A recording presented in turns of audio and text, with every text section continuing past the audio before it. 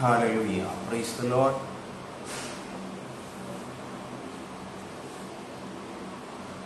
ദൈവത്തിൻ്റെ അതിപരിശുദ്ധ നാമം ഈ സന്ധ്യയാകുന്ന സമയത്ത് മഹത്വമെടുക്കുമാറാകട്ടെ. കർത്താവായ യേശുക്രിസ്തുവിൻ്റെ മാറ്റമില്ലാത്ത സന്ദേശവുമായി ഒരു പ്രാവശ്യം കൂടെ ഈ റോസ് ഫാമിലി പ്രയർ ഗ്രൂപ്പിലൂടെ ദൈവവചനം ശുശ്രൂഷിക്കുവാൻ ദൈവം ഒരുക്കി തന്ന വലിയ കൃപകളെ ഓർത്ത് ദൈവത്തിന് സ്തോത്രം ചെയ്യുന്നു. പ്രത്യേകിച്ച് റോസ് ഫാമിലി പ്രയർ ഗ്രൂപ്പിൻ്റെ ഓൺലൈൻ കൺവെൻഷനുകളാണല്ലോ ഈ ദിവസങ്ങളിൽ ഈ ഫേസ്ബുക്ക് പേജിലൂടെ നടന്നുകൊണ്ടിരിക്കുന്നത്. വ്യത്യസ്ത ദൈവദാസീദാസന്മാർ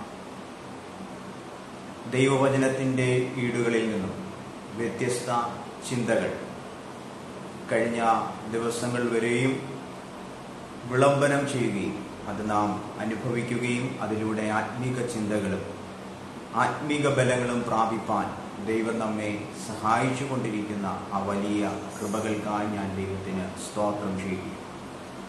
ഇന്ന് രാത്രിയിൽ ഈ സന്ധ്യാസമയത്ത് എനിക്ക് നൽകപ്പെട്ട ചിന്താവിഷയം കർത്താവായ യേശുക്രിസ്തുവിൻ്റെ രണ്ടാമത്തെ വരവും അതുപോലെ തന്നെ ജലപ്രളയ കാലത്തുണ്ടായിരുന്ന സമൂഹത്തെയും പറ്റിയുള്ള ഒരു താരതമ്യ പഠനമാണ് ഇന്ന് ഞാൻ വിചിന്തനം ചെയ്യുവാൻ ആഗ്രഹിക്കുന്നു. നമുക്കറിയാം, ഒരു ക്രിസ്തീയ വിശ്വാസിയുടെ ഏറ്റവും വലിയ പ്രത്യാശ എന്നുള്ളത് കർത്താവായ യേശുക്രിസ്തുവിൻ്റെ രണ്ടാമത്തെ വരവാണ്. ആ വാഗ്ദത്തം പ്രാപിച്ച ഒരു വ്യക്തിക്കും അടങ്ങിയിരിക്കുവാൻ കഴിയുകയില്ല. നമുക്കറിയാം, കർത്താവായ യേശുക്രിസ്തു പറഞ്ഞ ഏറ്റവും വലിയ ഒരു വാഗ്ദത്തവും മഹാനിയോഗവുമാണ്, നിങ്ങൾ ഭൂലോകമെമ്പാടും കടന്നു ചെന്ന് സകല സൃഷ്ടികളെയും സുവിശേഷം അറിയിക്കുകയും വിശ്വസിക്കുന്നവരെ പിതാവിൻ്റെയും പുത്രൻ്റെയും പരിശുദ്ധാത്മാവിൻ്റെയും നാമത്തിൽ സ്നാനമേൽപ്പിക്കുകയും സഭയോട് ചേർത്ത് അവർക്ക് വേണ്ടി അവരെ കൂട്ടായ്മയിൽ പങ്കുചേർക്കണമെന്നുള്ള കർത്താവിൻ്റെ ആ മഹൽ നിയോഗപ്രകാരമാണ് ദൈനംദിനം സമയങ്ങൾ മാറ്റിവെച്ചുകൊണ്ട് കർത്താവായ യേശുക്രിസ്തുവിനെ കുറിച്ചുള്ള സദ്വർത്തമാനം ഈ പേജിലൂടെ നാം ദൈനംദിനം കേട്ടുകൊണ്ടിരിക്കുന്നു. സ്തോത്രം. അതുകൊണ്ട് കർത്താവിൻ്റെ വാഗ്ദത്തങ്ങളെ ഹൃദയസ്ഥമാക്കിക്കൊണ്ട് കർത്താവിൻ്റെ വരവോളം അഥവാ ഞങ്ങളുടെ ആയുസ് തീരുന്നിടം വരെയും കർത്താവിന് വേണ്ടി നിലനിൽക്കുക, കർത്താവിൻ്റെ നാമത്തിനു വേണ്ടി പോരാടുക എന്നുള്ള ദൗത്യമാണ് ഞങ്ങളെ ഏൽപ്പിച്ചത്. നമുക്കറിയാം, കർത്താവായ യേശുക്രിസ്തു ഈ ലോകത്തിലായിരുന്നപ്പോൾ അനേക രോഗികളെ സൗഖ്യമാക്കി, അനേക ഭൂതഗ്രസ്തരെ സൗഖ്യത്തിലേക്ക് നയിച്ചു, അനേക വ്യക്തികൾക്ക് ആശ്വാസവും സമാധാനവും നൽകി. എന്നാൽ ദൈവിക വാഗ്ദത്തപ്രകാരം, ദൈവഹിതപ്രകാരം തൻ്റെ തിരുശരീരം പാപികളുടെ പാപമോചനത്തിനു വേണ്ടി നൽകുവാനിടയായി. ഗെത്സമനയിലെ പ്രാർത്ഥനയിൽ യേശു ഇപ്രകാരം പ്രാർത്ഥിക്കുവാനിടയായി തീർന്നു: എൻ്റെ ഹിതമല്ല, നിന്റെ ഹിതം എൻ്റെ മേൽ നടക്കുമാറാകട്ടെ.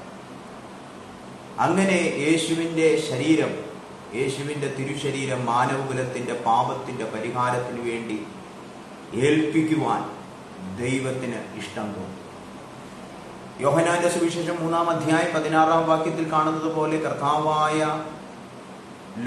യേശുക്രിസ്തു ഈ ലോകത്തിൻ്റെ സകല പാപങ്ങളെയും വഹിപ്പാൻ കടന്നു വന്നു എന്ന് വ്യക്തമായി ആ വാക്യത്തിൽ നമുക്ക് കാണുവാൻ കഴിയും. എന്നാൽ കർത്താവായ യേശുക്രിസ്തുവിന്റെ മരണ പുനരുത്ഥാനത്തിനു ശേഷം ഇതാ ശിഷ്യന്മാർ യേശുവിന്റെ പുനരുത്ഥാനത്തെ കണ്ണുകൾ കൊണ്ട് നോക്കി നിൽക്കുമ്പോൾ, അവരുടെ നഗ്നനേത്രങ്ങൾക്ക് കാണുവാൻ കഴിയാതെ വണ്ണം യേശുവിന്റെ ശരീരം അപ്രത്യക്ഷമാകുമ്പോൾ, രണ്ടു ദൂതന്മാർ വന്ന് വിളംബരം ചെയ്യുന്ന ഒരു പദം അപ്പോസ്തല പ്രവൃത്തിയുടെ പുസ്തകത്തിൽ നമുക്ക് വ്യക്തമായി കാണുവാൻ കഴിയുന്നുണ്ട്. നിങ്ങളെ വിട്ട്, അല്ലയോ ഗലീല പുരുഷന്മാരെ, നിങ്ങളെ വിട്ട് സ്വർഗാരോഹണം ചെയ്ത ഈ യേശു പോയതുപോലെ വീണ്ടും വരും. അങ്ങനെയെങ്കിൽ ഒരു ക്രിസ്തീയ വിശ്വാസിയുടെ ഏറ്റവും വലിയ പ്രത്യാശ അതുതന്നെയാണ്. തങ്ങളുടെ കർത്താവായ യേശു ക്രിസ്തു പോയതുപോലെ വീണ്ടും വരും. ആ വീണ്ടും വരവിന് വേണ്ടി കാതോർത്ത് നിൽക്കുന്ന വിശുദ്ധന്മാരെ ചേർക്കുവാൻ, വിശുദ്ധ മതികളെ ചേർക്കുവാൻ ഇതാ കാലതാമസമിന, ഇതാ യേശു കടന്നു വരുവാൻ പോകുകയും. അതിന്റെ സംഭവങ്ങളാണ് ഇന്ന് ലോകത്തിൽ നടന്നുകൊണ്ടിരിക്കുന്നത്. ഈ ദൈവവചനം അതുതന്നെയാണ് ഓരോ ദൈവഭക്തനെയും പഠിപ്പിക്കുന്ന വാഗ്ദത്തവും ഉറപ്പിൻ വാഗ്ദത്തവും എന്ന് പറയുന്നത്.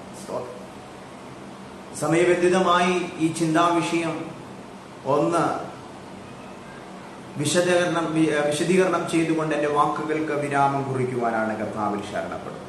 അതിനാധാരമായി നമുക്ക് വായിക്കാം 2 പത്രോസിന്റെ ലേഖനം, അതിൻ്റെ 3-ാം അധ്യായം, അതിൻ്റെ 10-ാമത്തെ വേദവാക്യം, 9-10 വേദവാക്യങ്ങൾ ഇപ്രകാരം കാണുവാൻ കഴിയുന്നു. ചിലർ താമസം എന്ന് വിചാരിക്കുന്നത് പോലെ കർത്താവ് തന്റെ വാഗ്ദത്തം നിവർത്തിപ്പാൻ താമസിക്കുന്നില്ല.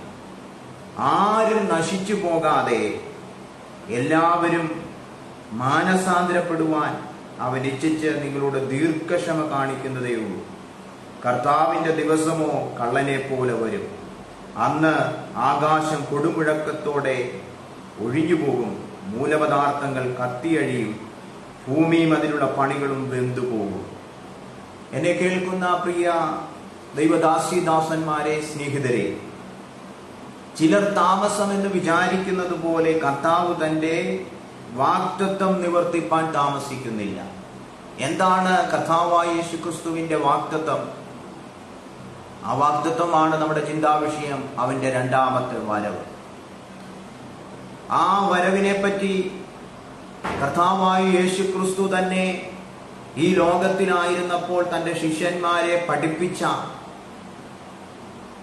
ഒരു ചരിത്രം, അല്ലെങ്കിൽ ഒരു പഴയ നിയമ ചരിത്രമാണ് നമ്മുടെ 2ാമത്തെ പോയിന്റിൽ കാണുവാൻ കഴിയുന്ന ജലപ്രളയത്തിലെ സമൂഹം എന്ന് പറയുന്നത്.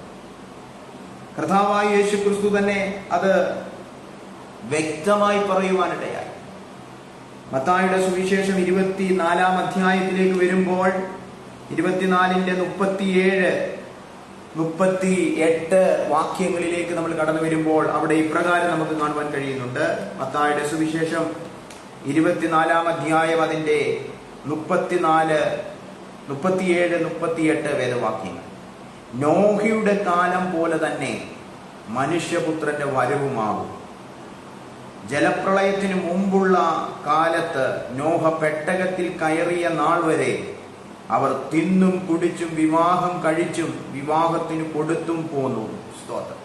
അപ്പോൾ നോക്കിക്കാട്ടെ, കർത്താവായ യേശുക്രിസ്തുവിന്റെ വരവിനെ പറ്റി കർത്താവ് ഈ ലോകത്തിലായിരുന്നപ്പോൾ തന്നെ ഒരു പഴയ നിയമ സംഭവത്തെ ഉദ്ധരിച്ചുകൊണ്ട് യേശുവിടെ ശിഷ്യന്മാരെ പ്രബോധിപ്പിക്കുകയാണ്.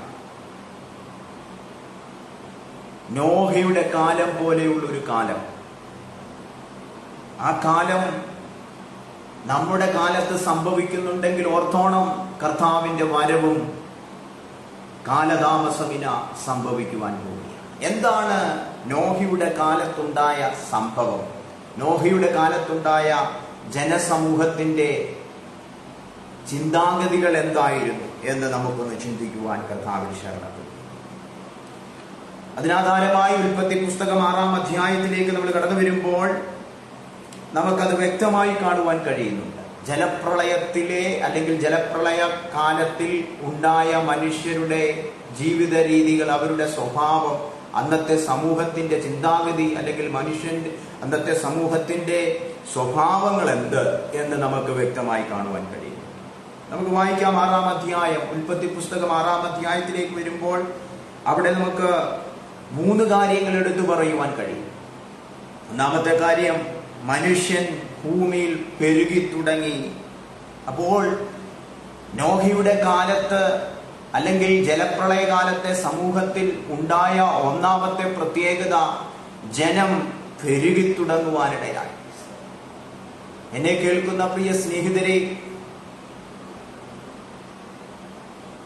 ഇന്ന് നാം ലോകത്തിലേക്ക് നോക്കുമ്പോൾ ലോകത്തിൽ ജനസംഖ്യയുടെ ഏതാണ്ട് 1ാം സ്ഥാനത്തേക്ക് നമ്മുടെ ഇന്ത്യ എത്തുന്നു എന്നുള്ള വാർത്തകൾ, അല്ലെങ്കിൽ എത്തി എന്നുള്ള വാർത്തകൾ നമ്മൾ കണ്ടു കഴിഞ്ഞിരിക്കും. സ്തോത്രം. കഴിഞ്ഞ നാളുകളിലെ പത്രമാധ്യമങ്ങളിലൂടെ നമ്മൾ കണ്ടു കഴിഞ്ഞു. ജനസംഖ്യാ വർധനവ് ഇന്ത്യയിൽ പൂർവാധികം ശക്തിയോടെ ഉയർന്നുകൊണ്ടിരിക്കുന്നു എന്നുള്ള വാർത്ത നമ്മൾ കേട്ടു. ചൈനയെ കടത്തിവെട്ടുന്ന ഒരു സാഹചര്യത്തിലേക്ക് കടന്നു പോകുന്നു എന്നുള്ള വാർത്ത നമ്മൾ കേൾക്കുവാനിടയായി. എന്തിനേറെ, സമൂഹത്തിൽ ഇപ്പോൾ വലിയ പെരുപ്പം വർദ്ധിക്കുകയാണ്. നോഹിയുടെ കാലത്തും അത് തന്നെ സംഭവിച്ചുകൊണ്ടിരിക്കുകയാണ്. നമുക്കറിയാം, കർത്താവായ യേശുക്രിസ്തു പറഞ്ഞത് നോഹിയുടെ കാലം പോലെ മനുഷ്യപുത്രന്റെ വരവുമാകും എന്ന്. അപ്പോൾ നോഹിയുടെ കാലത്ത് ഒന്നാമതായി ഉണ്ടായ സംഭവം ജനത്തിന്റെ പെരുപ്പമായിരുന്നു. സ്തോത്രം. ഇന്ന് രാത്രിയിൽ ഈ സന്ധ്യാസമയത്ത് എന്നെ കേൾക്കുന്ന പ്രിയ സ്നേഹിതരെ, നമ്മുടെ കർത്താവിന്റെ വരവ് സാഹചര്യങ്ങളും യേശുവിന്റെ വാക്കിൻ പ്രകാരവും നമ്മൾ ചിന്തിക്കുമ്പോൾ ഇതാ നമ്മളുടെ അടുത്തെത്തിയിരിക്കുന്നു. ജനം പെരുകി തുടങ്ങിയ ഒരു കാലമായിരുന്നു ജലപ്രളയകാലം. സ്തോത്രം. അപ്പോൾ ഒന്നാമത്തെ കാര്യം, മനുഷ്യൻ ഭൂമിയിൽ പെരുകി തുടങ്ങി നോഹിയുടെ കാലത്ത്. രണ്ടാമത് നമ്മൾ നോക്കുകയാണെങ്കിൽ അതിന്റെ അടുത്ത വാക്യത്തിലേക്ക് വരുമ്പോൾ, അവർക്ക് പുത്രന്മാർ ജനിച്ചപ്പോൾ ദൈവത്തിന്റെ പുത്രന്മാർ മനുഷ്യരുടെ പുത്രിമാരെ സൗന്ദര്യമുള്ളവരെന്ന് കണ്ടിട്ട് തങ്ങൾക്ക് ബോധിച്ച ഏവരെയും ഭാര്യമാരായി എടുത്തു. അപ്പോൾ രണ്ടാമത്തെ സംഭവം, ബോധിച്ചവരെ ഭാര്യമാരായി സ്വീകരിക്കുന്ന ഒരു കാലം നോഹിയുടെ കാലഘട്ടത്തിൽ ഉണ്ടായിരുന്നു, അന്നത്തെ സമൂഹത്തിൽ ഉണ്ടായിരുന്നു. ജലപ്രളയകാലത്തിൽ ഉണ്ടായിരുന്ന സമൂഹത്തിലുണ്ടായ രണ്ടാമത്തെ തിക്താനുഭവം എന്ന് പറഞ്ഞാൽ ബോധിച്ചവരെ ഭാര്യമാരായി സ്വീകരിക്കുന്ന ഒരു കാലം. ഇന്നും അത് തന്നെയല്ലേ നമ്മുടെ ലോകത്തിൽ കണ്ടുകൊണ്ടിരിക്കുന്നത്? ബോധിച്ചവരെ ഭാര്യമാരായി സ്വീകരിക്കുന്നവർ, സ്വന്തം ഭാര്യയെ ഉപേക്ഷിച്ചിട്ട് കാമുകിയുടെ ഒപ്പം ജീവിക്കുവാൻ, കുഞ്ഞുങ്ങളെയും ഭാര്യയെയും കൊന്നുമുടിക്കുവാൻ തയ്യാറാകാത്ത കാപാലികന്മാരെ നമ്മൾ ദൈനംദിനം പത്രമാധ്യമങ്ങളിലൂടെയും സോഷ്യൽ മീഡിയയിലൂടെയും എന്തിനേറെ നമ്മുടെ ചുറ്റുപാട് നമ്മൾ കണ്ടുകൊണ്ടിരിക്കുന്നു. വല്ലാത്തൊരു കാലഘട്ടത്തിലേക്ക് നീങ്ങിക്കൊണ്ടിരിക്കുന്നു. ചെറുപ്പക്കാരായിരിക്കുന്ന പുരുഷന്മാർ തന്നേക്കാൾ പ്രായമുള്ളവരെ ഭാര്യമാരായി സ്വീകരിക്കുന്നു. പ്രായമുള്ള സ്ത്രീ തന്നെക്കാട്ടിലും പ്രായം കുറഞ്ഞവരെ ഭർത്താവായി സ്വീകരിക്കുന്ന ഒരു കാലഘട്ടം. അത് മാത്രമല്ല, നമുക്കറിയാം, ലിവിങ് ടുഗദർ എന്ന് പറയുന്ന സമ്പ്രദായങ്ങൾ ഇന്ന് നമ്മുടെ കേരളത്തിൽ, എന്തിനേറെ നമ്മുടെ കേരളത്തിന്റെ പല ജില്ലകളിലും നടന്നുകൊണ്ടിരിക്കുന്നു. വേഗം ആളെ ഉപേക്ഷിക്കത്തക്കവണ്ണമുള്ള ഒരു ജീവിതം നയിക്കുന്ന ഒരു കാലഘട്ടം, ധാർമ്മികത നഷ്ടപ്പെട്ട ഒരു ജീവിതം ഇന്ന് നമ്മുടെ കൺമുമ്പിൽ നമ്മൾ കണ്ടുകൊണ്ടിരിക്കുകയാണ്. നോഹയുടെ കാലത്തും അത് തന്നെയായിരുന്നു. തങ്ങൾക്ക് ബോധിച്ചവരെ ഭാര്യമാരായി സ്വീകരിക്കുന്ന ഒരു കാലം. ഇന്നൊരു ഭാര്യയാണെങ്കിൽ അടുത്ത 2 മാസം കഴിയുമ്പോൾ വേറെ ആളായിരിക്കും ഭാര്യയായിട്ടുണ്ടാകുന്നത്. സ്തോത്രം. ഒരു ലജ്ജയുമില്ലാതെ സമൂഹത്തിന്റെ നടുവിൽ തല ഉയർത്തി നടക്കുവാൻ ഇവർക്ക് ലജ്ജയില്ല. അഭിമാനത്തോടുകൂടിയാണ് നടക്കുന്നത്. പണമില്ലാഞ്ഞിട്ടല്ല, സ്ഥാനമാനങ്ങളില്ലാഞ്ഞിട്ടല്ല, കഴിവുകളില്ലാഞ്ഞിട്ടല്ല, പക്ഷെ ബോധം നഷ്ടപ്പെട്ടു, സുബോധം നഷ്ടപ്പെട്ടു. സ്തോത്രം. ബോധിച്ചവരെ ഭാര്യമാരായി സ്വീകരിക്കുന്ന ഒരു കാലത്തിലേക്ക് നമ്മുടെ സമൂഹം കഴിഞ്ഞിരിക്കുകയാണ്. സ്തോത്രം. അടുത്ത ചിന്തയിലേക്ക് നമ്മൾ കടന്നു വരുമ്പോൾ, ജലപ്രളയകാലത്തെ സമൂഹത്തിൽ നമുക്ക് മൂന്നാമതായി കാണുവാൻ കഴിയുന്ന കാര്യം,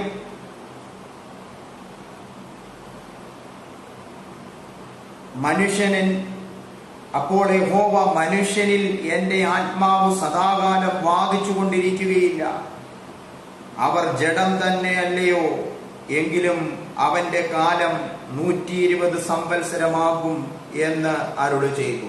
അപ്പോൾ മൂന്നാമത്തെ സംഭവം, ജലപ്രളയ കാലത്തുണ്ടായിരുന്ന സമൂഹത്തിലെ മൂന്നാമത്തെ തിക്താനുഭവം അല്ലെങ്കിൽ അവരുടെ ജീവിതത്തിലെ ഭവിഷ്യത്ത് എന്ന് പറഞ്ഞു കഴിഞ്ഞാൽ ആയുസ് കുറയുന്ന ഒരു കാലഘട്ടം. 960 വരെ ജീവിച്ചിരുന്ന 69 വരെ ജീവിച്ചിരുന്ന മെതുശലേഖിന് ശേഷം താഴോട്ട് നമ്മൾ പഠിക്കുമ്പോൾ മനുഷ്യന്റെ ആയുസ് കുറഞ്ഞുകൊണ്ടിരിക്കുകയാണ്. എന്താ? മനുഷ്യൻ എന്റെ ആത്മാവിനെ സദാകാലവും വാദിച്ചു കൊണ്ടിരിക്കുകയില്ല. അപ്പോൾ ദൈവത്തിന് അവരോട്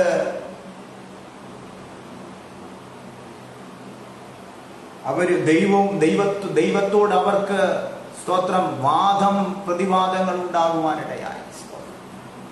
ദൈവത്തിന്റെ പ്രമാണത്തിനും ദൈവത്തിന്റെ കൽപ്പനകൾക്കും വിരുദ്ധമായ ജീവിതം നയിക്കുവാനിടയായി. ദൈവം മനുഷ്യനെ ഈ ലോകത്തിലേക്ക് നിർമ്മിച്ചതിന്റെ അല്ലെങ്കിൽ ഉണ്ടാക്കി അയച്ചതിന്റെ പ്രധാന ഉദ്ദേശം തന്നെ ആരാധിക്കുക എന്നുള്ള ദൗത്യവുമായിട്ടാണ്. എഹെസ്കേൽ പ്രവാചകന്റെ പുസ്തകം 28-ാം അധ്യായത്തിൽ നാം പഠിക്കുമ്പോൾ പത്മരാഗം അതുപോലെ തന്നെ മറ്റ് രത്നങ്ങൾ കൊണ്ട് നിർമ്മിക്കപ്പെട്ട ദൂതൻ ദൈവത്തെക്കാട്ടിലും ഉയരണമെന്നുള്ള ചിന്താഗതി കടന്നു വന്നപ്പോൾ ആ സ്ഥാനത്തിൽ നിന്നും അവരെ ദൈവം മാറ്റി ആ സ്ഥാനത്തേക്ക് മനുഷ്യനെ ദൈവം മണ്ണുകൊണ്ട് നിർമ്മിച്ചാക്കുകയാണ്. ദൈവത്തിന്റെ ആഗ്രഹം തന്നെ ഈ മനുഷ്യൻ ആരാധിക്കണമെന്നുള്ളതാണ്. പക്ഷേ ആ ആഗ്രഹത്തിൽ നിന്നും പിശാചിന്റെ പ്രേരണ പ്രകാരം ആദാമും ഹവ്വയും വഴിതെറ്റി അനുസരണക്കേട് കാണിച്ചത് മുഖാന്തരമായി അവന്റെ പിൻതലമുറക്കാരെല്ലാം പാപത്തിലേക്ക് വഴുതിപ്പോകുവാനിടയായി, പാപത്തിലേക്ക് വഴിതിരിയുവാനിടയായി. ആദാമിനും ഹവ്വയ്ക്കും ശേഷം തന്റെ പുത്രന്മാർ രണ്ടുപേരും ഒരു യാഗത്തിന്റെ പേരിൽ കൊലപാതകത്തിന് കാരണമായി തീരുവാനിടയായി, അല്ലെങ്കിൽ കൊലപാതകം ചെയ്യുവാനിടയായി. തുടർന്ന് നാം താഴോട്ട് പഠിക്കുമ്പോൾ നോഹയുടെ കാലത്തിലേക്ക് വരുമ്പോൾ, നോഹയുടെ കാലത്തേക്ക് വന്നപ്പോൾ നമുക്ക് കാണുവാൻ കഴിയുന്നു ദൈവവുമായി വാദിച്ചു കൊണ്ടിരിക്കുകയാണ് മനുഷ്യൻ. എങ്ങനെ? പ്രവൃത്തികൾ കൊണ്ട്. അപ്പോൾ ദൈവത്തോട് ഒരു കാര്യം പറയുകയാണ്, മനുഷ്യൻ എന്റെ ആത്മാവുമായി സദാകാലം വാദിക്കുകയില്ല. അവരുടെ ആയുസ്സിനെ ദൈവം കുറയ്ക്കുവാനിടയായി. അപ്പോൾ നോഹയുടെ കാലത്ത് മൂന്നാമതായിട്ടുണ്ടായ അനുഭവം എന്ന് പറഞ്ഞു കഴിഞ്ഞാൽ മനുഷ്യന്റെ ആയുസ് കുറയുന്ന ഒരു അനുഭവം നമുക്ക് കാണുവാൻ കഴിയുന്നു. അതേ അനുഭവം തന്നെയല്ലേ ഇന്നും നമ്മൾ കണ്ടുകൊണ്ടിരിക്കുന്നത്. പത്രമാധ്യമങ്ങളിലേക്ക് നമ്മുടെ ശ്രദ്ധയെ ചെലുത്തുമ്പോൾ മനുഷ്യന്റെ ആയുസ് 60-നും 70-നും താഴേക്ക് വന്നിരിക്കുകയാണ്. 50 കഴിയുമ്പോൾ അല്ലെങ്കിൽ 45 വയസ്സ് കഴിയുമ്പോഴേ പലർക്കും ഷുഗറും കൊളസ്ട്രോളും മറ്റ് രോഗങ്ങളുമായി പലരും പൊടുന്നനവേ ഈ ലോകത്തിൽ നിന്ന് മാറ്റപ്പെട്ടുകൊണ്ടിരിക്കുകയാണ്. ഹാർട്ട് അറ്റാക്ക് എന്ന് പറയുന്ന രോഗം അല്ലെങ്കിൽ അസ്വസ്ഥത പലരെയും ഇന്ന് പിടിച്ചുകൊണ്ടിരിക്കുകയാണ്. തങ്ങളുടെ പ്രവൃത്തി മണ്ഡലങ്ങളിൽ തന്നെ വെച്ച് കുഴഞ്ഞു വീണു മരിക്കുന്ന ഒരു കാലഘട്ടത്തിലേക്ക് നമ്മുടെ സമൂഹം മാറിക്കൊണ്ടിരിക്കുന്നു. എന്നെ കേൾക്കുന്ന പ്രിയ ദൈവജനമേ, നമ്മൾ ഉണരേണ്ട കാലം അതിക്രമിച്ചിരിക്കുന്നു. നമ്മുടെ വിശുദ്ധ ജീവിതം ഒന്ന് പുതുക്കേണ്ട കാലം അതിക്രമിച്ചിരിക്കുകയാണ്. കർത്താവായ യേശു ക്രിസ്തു പറഞ്ഞതുപോലെ തന്നെ ഇന്ന് നടക്കുകയാണ്. എന്താ യേശു പറഞ്ഞത്? മത്തായിയുടെ സുവിശേഷം 24-ാം അധ്യായം അതിന്റെ 37-38 വേദവാക്യങ്ങൾ നാം പഠിക്കുമ്പോൾ നോഹയുടെ കാലം പോലെ ഒരു കാലം മനുഷ്യപുത്രന്റെ വരവുമാകും. അപ്പോൾ നോഹയുടെ കാലത്ത് ഒന്നാമതായി സംഭവിച്ച സംഭവം എന്താ? മനുഷ്യൻ പെരുകി തുടങ്ങിയ ഒരു കാലഘട്ടം. 2, ബോധിച്ച പോലെ ജീവിതം നയിച്ചൊരു കാലഘട്ടം. 3, ആയുസ് കുറഞ്ഞൊരു കാലഘട്ടം. അതുതന്നെയല്ലേ ഇന്ന് നമ്മുടെ കൺമുമ്പിലും നമ്മൾ കണ്ടുകൊണ്ടിരിക്കുന്നത്. അപ്പോൾ നാം മനസ്സിലാക്കണം, നമ്മുടെ നാഥന്റെ വരവ് ഏറ്റവും ആസന്നമായിരിക്കുന്നു. അതിനുവേണ്ടി നമ്മൾക്ക് ഒരുങ്ങുവാൻ ദൈവം നമുക്ക് കൃപ തരുമാറാകട്ടെ. അതിനുവേണ്ടി നമ്മെ തന്നെ അല്ലെങ്കിൽ ഒരുക്കുവാൻ ദൈവം നമുക്ക് കൃപ നൽകുമാറാകട്ടെ. സ്തോത്രം. നമ്മുടെ കർത്താവിന്റെ വരവ് ഇതാ ഏറ്റവും ആസന്നമായിരിക്കുന്നു. ജലപ്രളയകാലത്തുണ്ടായ സമൂഹത്തിന്റെ അനുഭവങ്ങളാണ് ഞാൻ ഈ 3 ചിന്തയിലൂടെ നിങ്ങളുമായി പങ്കുവയ്ക്കുവാനിടയായി. അതിന്നും നമ്മുടെ സമൂഹത്തിൽ കണ്ടുകൊണ്ടിരിക്കുന്നുവെങ്കിൽ ഓർത്തോണം, നമ്മുടെ കർത്താവിന്റെ വരവ് ഏറ്റവും ആസന്നമായിരിക്കുന്നു. ചിലർ താമസമെന്ന് വിചാരിക്കുന്നത് പോലെ കർത്താവ് തന്റെ വാഗ്ദത്തം നിവർത്തിപ്പാൻ താമസിക്കുന്നില്ല. കർത്താവായ യേശു ക്രിസ്തുവിന്റെ അല്ലെങ്കിൽ ഒരു ക്രിസ്തീയ വിശ്വാസിയുടെ ഏറ്റവും വലിയ വാഗ്ദത്തം എന്ന് പറയുന്നത് കർത്താവിന്റെ 2ാമത്തെ വരവാണ്. ആ വരവിന് വേണ്ടി നാം ഒരുങ്ങുവാൻ തയ്യാറാണോ? ആ വരവിന് വേണ്ടി നാം ആ കർത്താവിന്റെ കാഹള ശബ്ദം കേൾക്കുവാൻ നാം ഒരുങ്ങിയിരിക്കുന്നുണ്ടോ? എങ്കിൽ തീർച്ചയായും ആ കാഹള ശബ്ദം നമുക്ക് കേൾക്കുവാൻ കഴിയും. സ്തോത്രം. ഇന്ന് പലരും ചിന്തിക്കുന്നത്, എന്തിനേറെ ക്രൈസ്തവ സമൂഹത്തിലുള്ള പലരും ചിന്തിക്കുന്നത്, കർത്താവൊന്നും വരികയില്ല. എത്ര നാളായി പറയുവാൻ തുടങ്ങിയിട്ട്. എന്നെ കേൾക്കുന്ന പ്രിയ ദൈവജനമേ, എന്നെ കേൾക്കുന്ന പ്രിയ സ്നേഹിതരെ, വചനം പറയുന്നത് അക്ഷരം പ്രതി ഇന്ന് നിവർത്തിക്കപ്പെട്ടുകൊണ്ടിരിക്കുകയാണ്. 2 തീമോഥെയോസിന്റെ ലേഖനം അതിന്റെ 3-ാം അധ്യായത്തിലേക്ക് വരുമ്പോൾ അവിടെ നമുക്ക് വ്യക്തമായി കർത്താവിന്റെ വരവിന്റെ ലക്ഷണങ്ങൾ നമുക്ക് കാണുവാൻ കഴിയുന്നുണ്ട്. അന്ത്യകാലത്ത് ദുർഘട സമയങ്ങൾ വരും എന്നറിയുക, മനുഷ്യൻ സ്വസ്നേഹികളാകും. ഇന്ന് നമ്മുടെ സമൂഹം സ്വസ്നേഹികളായിട്ടില്ലേ? വലിയ മെട്രോ സിറ്റിയിൽ ആകാശം മുട്ടയുള്ള വലിയ കെട്ടിടങ്ങളിൽ ജനങ്ങൾ തിങ്ങിപ്പാർത്തുകൊണ്ട് നിൽക്കുകയാണ്.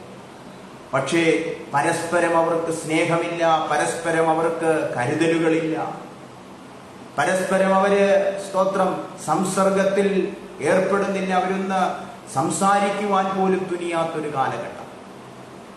എന്തിനേറെ നാം എല്ലാം ട്രെയിനുകളിലും ഫ്ലൈറ്റുകളിലും യാത്ര ചെയ്യുന്നവരാ. അടുത്തിരിക്കുന്നവൻ ആരാണെന്ന് പോലും നാം പരിചയപ്പെടുവാൻ പോലും സന്നദ്ധയില്ലാത്ത അല്ലെങ്കിൽ താല്പര്യമില്ലാത്തൊരു അനുഭവത്തിലൂടെ നമ്മൾ പോയിക്കൊണ്ടിരിക്കുന്നു. എന്തിനേറെ ഇന്ന് അടുത്തിരിക്കുന്നവരോടൊന്ന് ഹൃദയം തുറന്ന് സംസാരിക്കുവാൻ മനസ്സില്ലാത്തൊരു കാലഘട്ടം. മനുഷ്യൻ സ്വസ്നേഹികളായി മാറിക്കൊണ്ടിരിക്കുന്നു. അടുത്തതായി ദ്രവ്യാഗ്രഹികളാകും. എന്താണ് ദ്രവ്യാഗ്രഹം? പണത്തിനു വേണ്ടി എന്തും ചെയ്യുവാൻ മടിയില്ലാത്തൊരു സമൂഹം ഇന്ന് നമ്മുടെ സമൂഹത്തിൽ ഉയർന്നുകൊണ്ടിരിക്കുകയാണ്. എന്തിനേറെ നമ്മുടെ ആത്മീക ഗോളത്തിൽ തന്നെ പണത്തിനു വേണ്ടി ആത്മീയതയെ കച്ചവടമാക്കി മാറ്റുന്ന ഒരു സമൂഹം ഇന്ന് നമ്മുടെ സമൂഹത്തിൽ തന്നെ കാണുന്നുണ്ട്. ദ്രവ്യാഗ്രഹത്തിനു വേണ്ടി എന്തും ചെയ്യുവാൻ മടിക്കാത്ത ജനങ്ങൾ വർദ്ധിച്ചുകൊണ്ടിരിക്കുന്നു. സ്തോത്രം. അടുത്തതായി കാണുവാൻ കഴിയുന്നത് വമ്പു പറയുന്നവരും അഹങ്കാരികളും ദൂഷകന്മാരും അമ്മയപ്പന്മാരെ അനുസരിക്കാത്തവര്. ഇന്ന് തലമുറകളൊന്നും അമ്മയപ്പന്മാരെ അനുസരിക്കുന്നില്ല. അവർ ദൈവത്തിന്റെ വഴിവിട്ട് ദൈവിക പാത വിട്ടവർ വേറെ വഴിയായി അവർക്ക് ഇഷ്ടമുള്ള വഴിയിലൂടെ കടന്നു പോകുന്നു. ഇന്ന് പല കുഞ്ഞുങ്ങളും ലഹരിക്കടിമയാണ്. രാവിലെ വീട്ടിൽ നിന്ന് ഇറങ്ങുമ്പോൾ സന്ധ്യയായാലും വീട്ടിലെത്താത്ത കുഞ്ഞുങ്ങൾ. വല്ലാത്തൊരു കാലഘട്ടം. ഞാൻ കൂടുതലായി വിശദീകരിക്കുവാൻ ആഗ്രഹിക്കുന്നില്ല. അന്ത്യകാലത്ത് ദുർഘട സമയങ്ങൾ വന്നുകൊണ്ടിരിക്കുകയാണ്. ഈ നാളുകളിൽ നമ്മുടെ കർത്താവിന്റെ വരവ് ഏറ്റവും ആസന്നമായി അതിന്റെ സംഭവങ്ങളാണ് നമ്മുടെ കൺമുമ്പിൽ നാം കണ്ടുകൊണ്ടിരിക്കുന്നത്. തീമോഥെയോസിന്റെ ലേഖനത്തിൽ തന്നെ നമ്മൾ തെസ്സലോനിക്ക ലേഖനത്തിലേക്ക് നമ്മൾ കടന്നു വരുമ്പോൾ അതിന്റെ 1 തെസ്സലോനിക്കർക്ക് എഴുതിയ ലേഖനം 4-ാം അധ്യായം അതിന്റെ 15 മുതലുള്ള വാക്യങ്ങൾ അല്ലെങ്കിൽ 16 മുതലുള്ള വാക്യങ്ങൾ നമ്മൾ വായിക്കുമ്പോൾ, കർത്താവ് താൻ ഗംഭീരനാദത്തോടും പ്രധാന ദൂതന്റെ ശബ്ദത്തോടും ദൈവത്തിന്റെ കാഹളത്തോടും കൂടെ സ്വർഗത്തിൽ നിന്ന് ഇറങ്ങി വരികയും ക്രിസ്തുവിൽ മരിച്ചവർ മുൻപേ ഉയർത്തെഴുന്നേൽക്കുകയും ചെയ്യും. പിന്നെ ജീവനോടെ ശേഷിക്കുന്ന നാം അവനോടുകൂടെ ഒരുമിച്ച് ആകാശത്തിൽ കർത്താവിനെ എതിരേൽപ്പാൻ മേഘങ്ങളിൽ എടുക്കപ്പെടും. ഇങ്ങനെ നാം എപ്പോഴും കർത്താവിനോട് കൂടെ ഇരിക്കും. സ്തോത്രം. എന്റെ വാക്കുകൾക്ക് ഞാൻ വിരാമം കുറിക്കുകയാണ്. എന്നെ കേൾക്കുന്ന പ്രിയ സ്നേഹിതരെ, നമ്മുടെ കർത്താവിന്റെ വരവ് ഏറ്റവും ആസന്നമായിരിക്കും. ആ കർത്താവിന്റെ കാഹള ശബ്ദം നാം കേൾക്കാൻ പോവുകയാണ്. കർത്താവ് താൻ ഗംഭീര നാദത്തോടും പ്രധാന ദൂതന്റെ ശബ്ദത്തോടും ദൈവത്തിന്റെ കാഹളത്തോടും കൂടെ അവൻ ഇറങ്ങി വരുമ്പോൾ, സ്തോത്രം, മരിച്ചവർ മുൻപേ ഉയർത്തെഴുന്നേൽക്കും. സ്തോത്രം. ജീവനോടെ ശേഷിക്കുന്ന നാം അവനെ എതിരേൽപ്പാൻ മേഘങ്ങളിൽ എടുക്കപ്പെടും. സ്തോത്രം. ഇന്ന് രാത്രികാലം നമ്മളെ തന്നെ, ഈ സന്ധ്യാസമയം നമ്മളെ തന്നെ ഒന്ന് സമർപ്പിക്കാം. കർത്താവായ യേശുക്രിസ്തു തന്നെ തന്റെ വരവിനെ പറ്റി പറയുന്നതിന് വേണ്ടി താൻ എടുത്ത ചരിത്രം നോഹയുടെ കാലം. നോഹയുടെ കാലം എങ്ങനെയോ അങ്ങനെയാകും മനുഷ്യപുത്രന്റെ വരവ്. എന്താണ് നോഹയുടെ കാലത്തുണ്ടായത്? അന്നത്തെ ജനസമൂഹത്തിൽ ഉണ്ടായിരുന്ന തിക്താനുഭവം എന്തായിരുന്നു? ഒന്ന്, ജനം പെരുകി തുടങ്ങിയ ഒരു കാലം, ബോധിച്ചവരെ ഭാര്യമാരായി സ്വീകരിക്കുന്ന ഒരു കാലം, ആയുസ് കുറഞ്ഞൊരു കാലം, താഴോട്ട് ഒത്തിരി പഠിക്കുവാനുണ്ട്. എന്നാൽ അതേ കാലത്തിലേക്ക് നമ്മൾ ഇന്ന് കാലുകൾ ചവിട്ടുന്നുവെങ്കിൽ ഓർത്തോണം, നമ്മുടെ നാഥന്റെ വരവ് ഏറ്റവും ആസന്നമാണ്. ഇത് പാസ്റ്റർമാര് പറഞ്ഞ കാര്യമല്ല, ഒരു വ്യക്തിയുടെ ഹൃദയത്തിൽ നിന്നും ഊരിത്തിരിഞ്ഞ ചിന്തയല്ല. സർവശക്തനായ യേശുക്രിസ്തു തന്നെ ഈ ലോകത്തിലായിരുന്നപ്പോൾ വിളംബരം ചെയ്ത വാഗ്ദത്തമാണ്. അതുകൊണ്ട് ഇന്ന് രാത്രികാലം നമുക്ക് ആ കർത്താവിന്റെ വരവിന് വേണ്ടി ഒരുങ്ങുവാൻ, ചിലർ താമസമെന്ന് വിചാരിക്കുന്നത് പോലെ കർത്താവ് തന്റെ വരവ് താമസിക്കുന്നില്ല. ആ കർത്താവിന്റെ വരവിന് വേണ്ടി ഒരുങ്ങുവാൻ ആരെല്ലാം താമസമെന്ന് വിചാരിച്ചാലും നമുക്ക് വിഷയമില്ല. ഞാൻ എൻ്റെ കർത്താവ് ഇന്ന് വന്നാൽ ഇന്ന് അവനോടോടും കൂടെ ഒരുമിച്ച് ഞാൻ മേഘത്തിൽ എടുക്കപ്പെടുമെന്നുള്ളൊരു പ്രത്യാശ നമ്മുടെ ജീവിതത്തിൽ ഉണ്ടാകും. നമ്മുടെ ക്രിസ്തീയ ജീവിതം മറ്റുള്ളവരെ നോക്കിയല്ല നാം മുന്നേറേണ്ടത്. പിന്നെയോ ദൈവവചനത്തിൽ മുൻസ്ഥാനം കൊടുത്തുകൊണ്ട്, ദൈവവചനത്തിന് മുഖ്യ പ്രാധാന്യം കൊടുത്തുകൊണ്ട് നാം മുന്നേറുവാൻ തയ്യാറായാൽ തീർച്ചയായും ഒരു നിത്യത നമുക്ക് ലഭിക്കുവാനിടയാണ്. ലോകവും അതിന്റെ മോഹവും ഒഴിഞ്ഞു പോകും. ദൈവത്തിന്റെ വചനമോ അതെന്നേക്കും നിലനിൽക്കും. ആ വചനത്തിൽ ഉറയ്ക്കാൻ, ആ വചനത്തിൽ ബലപ്പെടുവാൻ ദൈവം എല്ലാവരെയും സഹായിക്കട്ടെ. നമ്മുടെ കർത്താവ് വരാറാണ്. അതിനുവേണ്ടി ഒരുങ്ങുവാൻ ഒരു പ്രാവശ്യം കൂടെ എല്ലാവരെയും ആഹ്വാനം ചെയ്തുകൊണ്ട് എൻ്റെ വാക്കുകൾക്ക് വിരാമം കുറിക്കുന്നു. ദൈവം നമ്മെ സഹായിക്കുമാറാകട്ടെ. ഇതുവരെയും ഈ ശുശ്രൂഷയിൽ ഭാഗവാക്കായ കേട്ടിരുന്ന എല്ലാവരോടുള്ള നന്ദി അറിയിക്കുന്നു. ദൈവം ധാരാളമായി അനുഗ്രഹിക്കട്ടെ. പ്രത്യേകിച്ച് റോസ് ഫാമിലി പ്രയർ ഗ്രൂപ്പിലെ അഡ്മിൻ പാനലിലുള്ള എല്ലാവരോടുമുള്ള നന്ദി അറിയിച്ചുകൊണ്ട്, ഇങ്ങനെ ഒരു സമയം ഒരുക്കി തന്ന ദൈവദാസിയോടും കുടുംബത്തോടുമുള്ള നന്ദി അറിയിച്ചുകൊണ്ട് എൻ്റെ വാക്കുകൾക്ക് വിരാമം കുറിക്കുന്നു. ദൈവം നമ്മെ അനുഗ്രഹിക്കട്ടെ. God bless you. Amen, amen.